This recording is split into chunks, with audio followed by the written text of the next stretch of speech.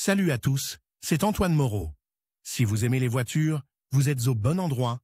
Continuez à regarder cette vidéo, on passe tout de suite au sujet du jour. De nos jours, le choix de liquide de refroidissement pour automobile est très vaste, à tel point qu'il n'est pas facile pour un conducteur ignorant de s'y retrouver. On trouve sur le marché des produits de différentes catégories de prix, qui se distinguent par leur couleur et leurs caractéristiques. La question se pose donc de savoir s'il est possible de choisir un antigel en fonction de la marque de la voiture ou s'il est nécessaire de prendre en compte d'autres paramètres. En fait, la marque d'usine et le modèle de la voiture ne jouent pas un grand rôle, ce qui importe, c'est la qualité et les propriétés de la composition que vous achetez. Que faut-il prendre en compte lors du choix? Rares sont les propriétaires de voitures de luxe qui achètent eux-mêmes de l'antigel, car cette question est réglée par le personnel du centre d'entretien automobile où la voiture est révisée. Mais les propriétaires de voitures de catégorie moyenne et économique, qui se préoccupent indépendamment de leurs chevaux de fer, doivent comprendre une règle simple: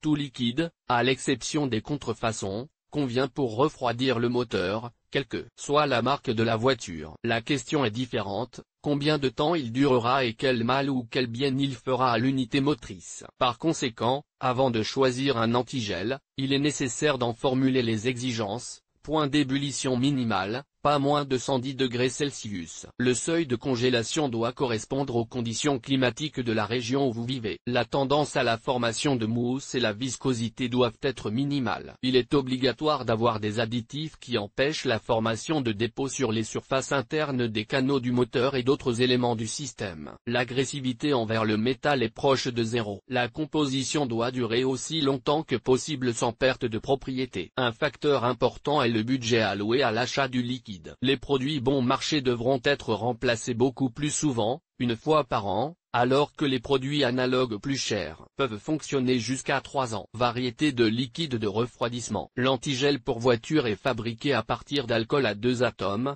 l'éthylène glycol et le propylène glycol. Au cours du processus de production, de l'eau distillée et divers additifs sont ajoutés pour conférer au liquide ses propriétés anti-corrosion et de transfert de chaleur. Les alcools mentionnés à l'état pur détruisent progressivement les métaux, en particulier l'alliage d'aluminium, dont sont faits les culasses et les blocs cylindres modernes. Important, à l'origine, l'antigel est une composition chimique incolore. Les fabricants le colorent en différentes teintes à leur gré. Mais comme il n'existe pas de classification unifiée sur ce paramètre, la couleur du liquide n'indique pas une certaine caractéristique du produit et n'est pas prise en compte lors du choix. Pour répartir les antigels automobiles en classes, on utilise le plus souvent le système mis au point par les ingénieurs du groupe Volkswagen. G11, nom anglais, Traditional Coolant, antigel à base d'éthylène glycol avec un ensemble d'additifs silicatés. G12, carboxylate coulant, le même, avec des additifs de carboxylate. G12+ et G12++ liquide de refroidissement low-bride, les mêmes, mais avec des additifs hybrides contenant des additifs inorganiques et organiques, acide carboxylique, silicate, phosphate, etc. Le G13 est un fluide à base de propylène glycol avec les mêmes additifs hybrides. L'éthylène glycol se distingue du propylène glycol par sa toxicité et son prix inférieur, mais les propriétés des alcools sont identiques. En d'autres termes, les produits de la classe G13 sont sûrs et respectueux de l'environnement par rapport aux antigels G12+ et G12++. Naturellement, leur prix est nettement plus élevé. Référence. Le liquide de refroidissement pour voitures russes appelé Tosola est le même antigel à base d'éthylène glycol de la classe G11. Synthétisé dans l'ancienne URSS et fabriqué par des entreprises privées jusqu'à aujourd'hui. Parlons maintenant des propriétés qui confèrent au liquide de refroidissement divers additifs chimiques, grâce aux additifs silicatés. Toutes les surfaces lavées avec le Tosol G11 sont recouvertes d'un film protecteur anti-corrosion. Ce film est de courte durée. Après 1 à 1,5 ans, le revêtement commence à s'effriter sous la forme de petites particules qui circulent dans le système et affectent les parois en aluminium de la culasse en tant qu'abrasif. La durée de vie maximale des produits de la classe G11 est donc de 2 ans. Les additifs à base de carboxylate ne créent pas de film ni de particules abrasives et affectent les centres de corrosion après leur formation. Le composé G12 est plus stable et peut fonctionner sans problème pendant 3 ans. Les additifs hybrides, également connus sous le nom de low-bride, crée la couche protectrice la plus fine et élimine la corrosion en même temps. Il combine les meilleures qualités des additifs carbonés et inorganiques, ce qui permet aux produits G12+ et G13 d'avoir une durée de vie de 5 ans sans perte de leurs propriétés anti-corrosion. La composition chimique a un impact significatif sur le choix de l'antigel pour la voiture. Les liquides à base de propylène glycol G13 ne doivent pas être mélangés avec d'autres types.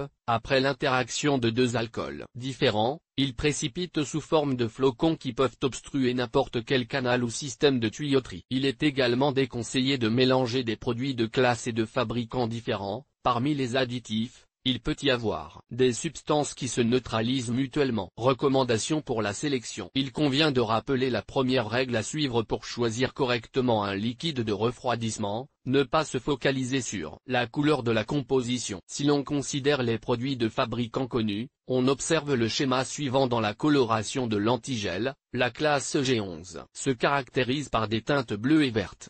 G12 et G12+ sont marqués par des couleurs rouge, jaune et orange.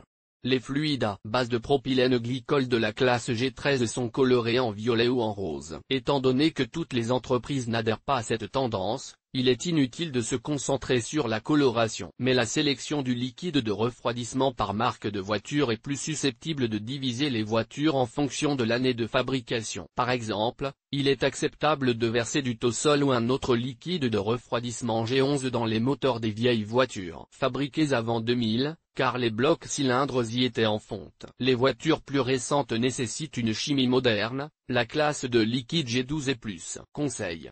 Les antigels bon marché de la série G11 peuvent également être utilisés, l'essentiel étant de respecter la condition obligatoire. Le remplacement à un intervalle maximum de 2 ans. L'utilisation de nouveaux liquides de haute technologie est justifiée pour les voitures de toutes les marques et de toutes les années de production. Jugez-en par vous-même, le liquide de refroidissement G11 est remplacé une fois tous les 2 ans, et le G13, avec un intervalle de 5 ans. Si l'on compare les prix des produits et des travaux de remplacement, le coût est pratiquement le même. Quelques mots sur la société d'antigel qu'il vaut mieux choisir pour votre voiture. La production des marques européennes et américaines Shell, Texaco ou Total ne fait aucun doute. Parmi les producteurs nationaux, il convient de citer les entreprises Syntec, Vamp et Lukoil, qui l'emportent sur les entreprises occidentales en termes de prix. Mais dans la réalité d'aujourd'hui, une marque célèbre n'est pas toujours bonne, car le marché regorge de contrefaçons. L'essentiel est d'acheter un antigel de qualité et de ne pas verser un faux dans le système de refroidissement de la voiture.